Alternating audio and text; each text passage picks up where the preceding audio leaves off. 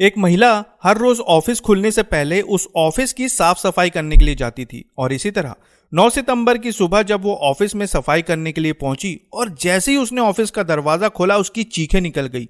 उसके माथे से पसीना बहने लगा और हाथ पांव कांपने लगे, क्योंकि हर रोज वो जिस शख्स को ऑफिस में काम करता हुआ देखती थी आज उसी शख्स का शव उसके ठीक सामने पड़ा हुआ था और जिस बेरहमी से उसे मारा गया था उसे देखकर किसी की भी चीख निकल सकती थी। इस घटना के बाद पुलिस ने इस पूरे मामले की तहकीकात की और तब जाकर एक ऐसा सच सामने आया जो बेहद ज्यादा खौफनाक था। तो चलिए आज इस क्राइम स्टोरी में जानते हैं कि आखिर ये शव किसका था, उसे क्यों मारा गया, पुलिस ने इस मामले में किस तरह से जांच की और आखिर वो ऐसा कौन सा सच था जिसे जानने के बाद हर किसी के होश उड़ गए। तो साथियों, ये पूरा मामला शुरू होता है उत्तर प्रदेश की राजधानी लखनऊ से, जहाँ के बंथरा थाना क्षेत्र की दादूपुर कॉलोनी में स्वास्तिक एसोसिएट्स नाम का एक ऑफिस था। इस ऑफिस में गाड़ियों का फाइनेंस होता था और वहीं जब कुछ लोग गाड़ियों को फाइनेंस कराने के बाद पैसे नहीं दे पाते थे तो उन पैसों को वसूलने के लिए इस ऑफिस में कुछ रिकवरी एजेंट्स भी काम किया करते थे।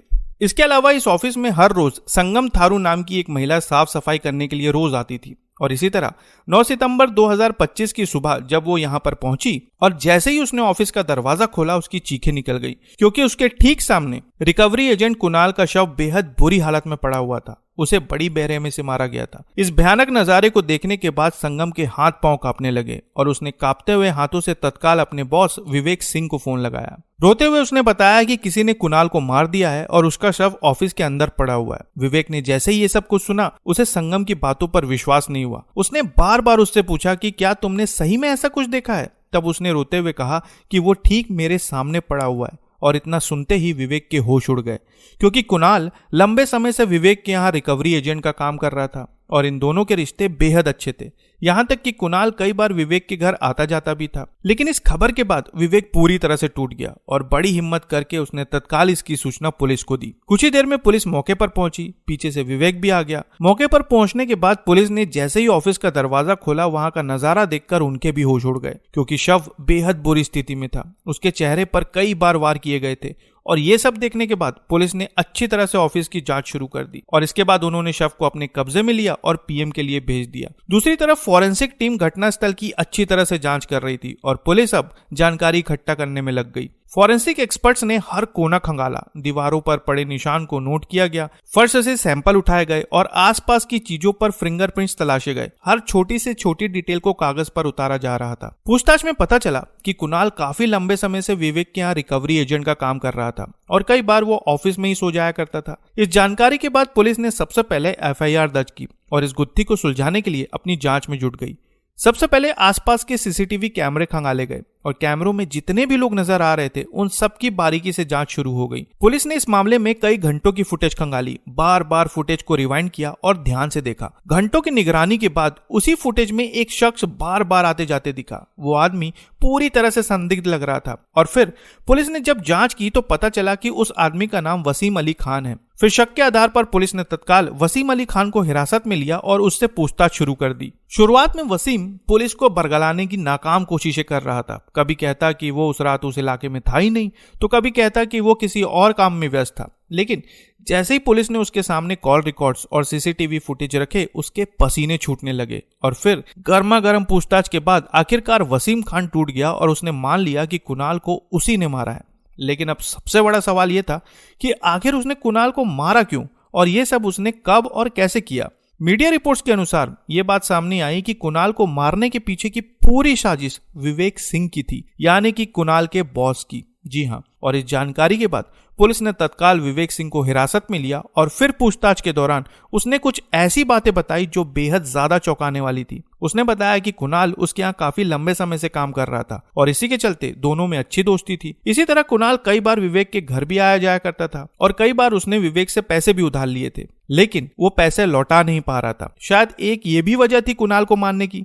लेकिन जब विवेक ने कुणाल को मारने की सबसे बड़ी वजह बताई तो सभी के होश उड़ गए। उसने बताया कि उसे शक था कि कुणाल और उसकी पत्नी के बीच अवैध संबंध है। कई बार लोगों ने इन दोनों को बातचीत करते हुए देखा था, जिसकी वजह से लोग तरह तरह की बातें किया करते थे और इसी वजह से गांव में उसकी बदनामी हो रही थी। वहीं जन्मदिन के मौके पर कुछ ऐसी तस्वीरें भी सामने आई जब विवेक की पत्नी ने कुणाल को अपने हाथों से केक खिलाया। इन सारी बातों को लेकर विवेक के मन में शक पैदा हो गया कि उसकी पत्नी का संबंध कुणाल के साथ है और इसके ऊपर लोगों की तरह तरह की बातें।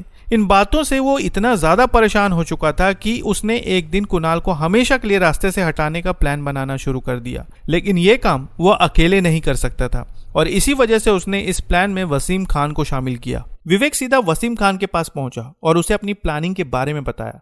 उससे कहा कि अगर तुम मेरा ये काम कर दोगे तो मैं तुम्हें एक नया मकान बना कर दूंगा। और फिर नए मकान की लालच में वसीम खान उसके इस प्लान में शामिल हो गया। और फिर आई 8 सितंबर की रात, जब विवेक अपने ऑफिस पहुंचा। वहां पर कुणाल पहले से मौजूद था। वहां पहुंचकर विवेक ने कुणाल के साथ खूब शराब पी और उसे इतनी ज्यादा शराब पिला दी कि वो नशे में पूरी तरह से बेसुध हो गया। अब जैसे ही कुणाल नशे की हालत में अपने होश गंवा बैठा, तब विवेक ऑफिस से निकल गया और ऑफिस से निकलने के बाद उसने तुरंत वसीम खान को फोन किया और कहा कि मौसम साफ है, कुणाल खर्राटे मारकर सो रहा है। यह असल में एक कोडवर्ड था जिसे सुनने के बाद वसीम तत्काल ऑफिस पहुंचा। वहां पहुंचकर उसने देखा कि कुणाल गहरी नींद में सो रहा है, जिसके बाद उसने बेड के पास रखे एक लोहे का सब्बल उठाया और कुणाल पर हमला करना शुरू कर दिया। इस हमले की वजह से कुछ ही देर में कुणाल की सांसें हमेशा के लिए थम गई। इसके बाद वसीम ने सब्बल को पास की बाउंड्री वॉल के उस पार फेंक दिया और सीधा गिट्टी प्लांट पहुंचा, जहां पर विवेक पहले से उसका इंतजार कर रहा था। वहां पहुंचकर उसने विवेक से कहा कि काम हो गया है और मैं साथ में कुणाल का मोबाइल भी लेकर आ गया हूँ। विवेक ने कहा कि मोबाइल की वजह से हम पकड़े जा सकते हैं, इसलिए इसे जल्द से जल्द नाले में फेंक दो। और वसीम खान ने वैसा ही किया। फिर वसीम ने विवेक की बाइक पर रखी टी शर्ट पहनी और वहां से दोनों निकल गए। इस खुलासे के बाद पुलिस ने आरोपी की निशानदेही पर सब्बल, कपड़े और घटना के वक्त इस्तेमाल किया गया सामान बरामद कर लिया है।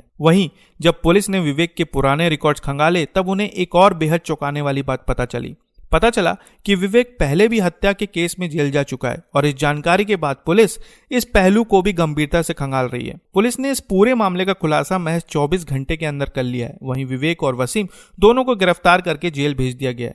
लखनऊ का ये ऐसा मामला था जिसे पुलिस ने अपनी सूझबूझ से 24 घंटे के अंदर सुलझा लिया। और इस पूरे मामले पर आप क्या कहना चाहेंगे, कमेंट बॉक्स में जरूर बताएं। तो फिर मिलते हैं साथियों बिल्कुल एक नई खबर के साथ। तब तक के लिए आपका बहुत बहुत धन्यवाद।